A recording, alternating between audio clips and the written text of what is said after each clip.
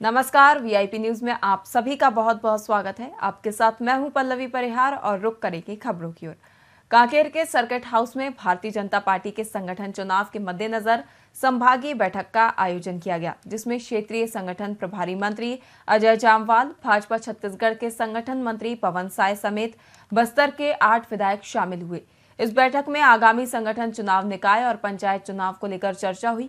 बैठक में शामिल हुए वन मंत्री केदार कश्यप ने बताया कि इस मीटिंग का उद्देश्य भाजपा के निचले स्तर से लेकर जिला स्तर तक का चुनाव किया जाना है।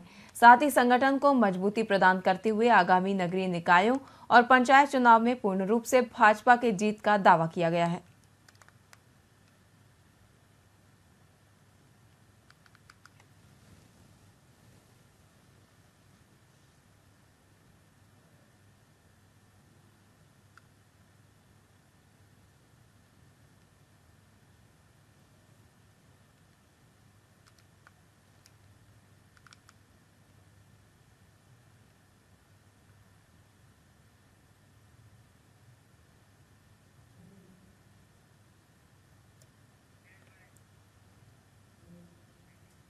रायपुर जिला कांग्रेस कमेटी ने धान खरीदी केंद्रों के 2 दिवसीय निरीक्षण के बाद एक प्रेस वार्ता आयोजित की, जिसमें निरीक्षण समिति के सदस्य पूर्व विधायक धनेन्द्र साहू, सत्यनारायण शर्मा, पूर्व सांसद छाया वर्मा समेत अन्य सदस्य मौजूद रहे।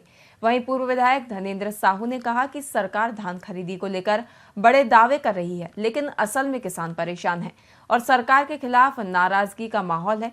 वहीं उन्होंने बताया कि निरीक्षण के दौरान टोकन व्यवस्था में समस्याएं पाई गई हैं, जहां ऑनलाइन टोकन नहीं कट पा रहे हैं, जिससे किसानों को धान खरीदी में कठिनाई हो रही है। वहीं इसके अलावा जिम्मेदार अधिकारियों की ओर से इस संबंध में कोई स्पष्ट जवाब नहीं दिया जा रहा। वहीं समिति के सदस्य ने ये भी बताया कि धान तौलाई में अनियमितताएं देखने को मिल रही हैं, जैसे निर्धारित मात्रा से कम या अधिक धान की खरीदी की जा रही है। साथ ही 21 क्विंटल धान की खरीदी की घोषणा के बावजूद कोई किसान 21 क्विंटल का टोकन नहीं कटवा पा रहा। किया था अभी 2 दिन हुआ है कस्टम मिलिंग पर राइस मिलों का समझौता हुए। इस बीच में सारे सोसाइटियों में धान जमा है, रखने को जगह नहीं है। धान खरीदी अब बंद होने के कगार में है और ये उठ करके जा रहा है धान भंडारण केंद्र में, फिर डबल परिवहन देना पड़ेगा सरकार को इसका। और आप लोग सब जानते हैं ये फिर सुखद आती है, संग्रहण केंद्रों में सुखद देते हैं लोग। और सबसे ज्यादा भ्रष्टाचार पिछले धान खरीदी में भी हम लोगों ने देखा है कि धान के परिवहन में ही सबसे ज्यादा भ्रष्टाचार। और इस बीच में जो धान का स्टॉक कम होता है, सूक्ति के नाम पर 4-5% धान को ये लोग ऐसे ही गायब कर जाते हैं। समस्या हल नहीं किया था, अभी 2 दिन हुआ है।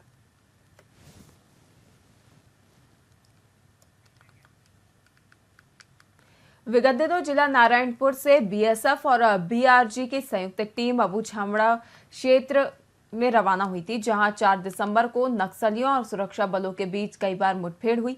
वहीं इस मुठभेड़ में नारायणपुर के प्रधान आरक्षक वीरेंद्र कुमार शौरी गंभीर रूप से घायल हो गए थे और उनकी शहादत हो गई थी।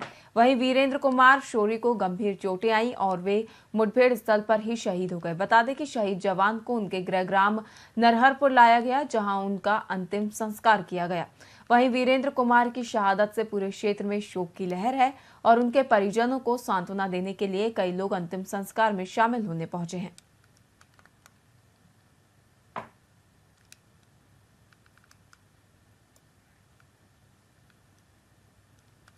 पूर्व मंत्री और विधायक अजय चंद्राकर दिल्ली दौरे से रायपुर लौटे।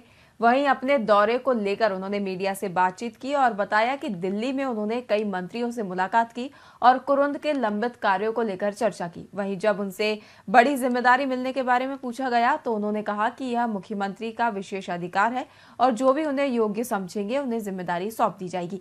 वहीं बीजेपी के बाद विकास निकायों में विकास की कमी पर अजय चंद्राकर ने कहा कि विकास जो होना था वह पूरी तरह से हो चुका है। वहीं रायपुर में कई तालाबों का सौंदर्यीकरण हुआ है।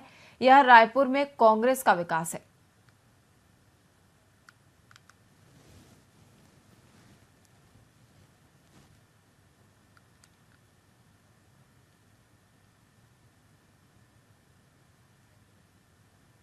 जैसे माननीय अश्वनी वैष्णव जैसे, माननीय धर्मेंद्र प्रधान जैसे, माननीय मांडविया जैसे सबसे भेंट हुई और कुरुत के जो लंबित विषय हैं मेरे, उन सारे लंबित विषयों पर उनसे बातचीत हुई और कार्यवाही का आश्वासन मिला। एक अच्छी सफल यात्रा रही। आने वाले दिनों में कोई बड़ी जिम्मेदारी भी आपको मिल सकती है ऐसी चर्चा? मैं जब भी मुझसे पूछा जाता है इस विषय में, मैं हमेशा कहता हूं कि ये माननीय मुख्यमंत्री जी का विशेषाधिकार है और जब माननीय मुख्यमंत्री जी चाहेंगे, जिसको योग्य समझेंगे, उसके बारे में फैसला लेंगे। करी जी से माननीय अश्वनी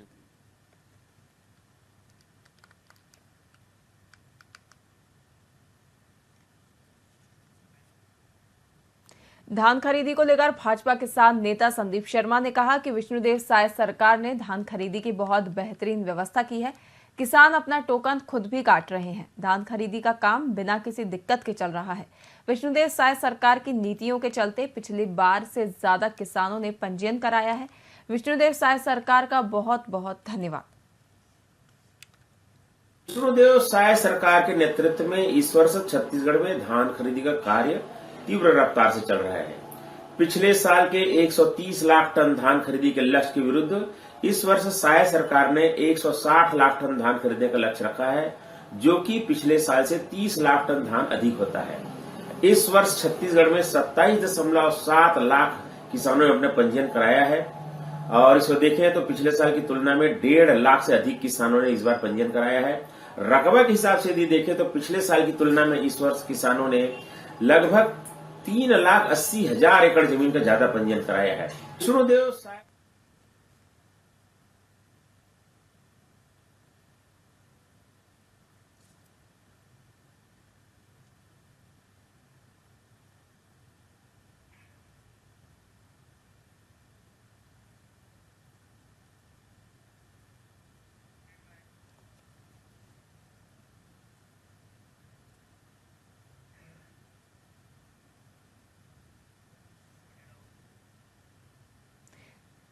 छत्तीसगढ़ की खास खबरों में फिलहाल के लिए इतना ही। देखते रहिए VIP न्यूज। नमस्कार।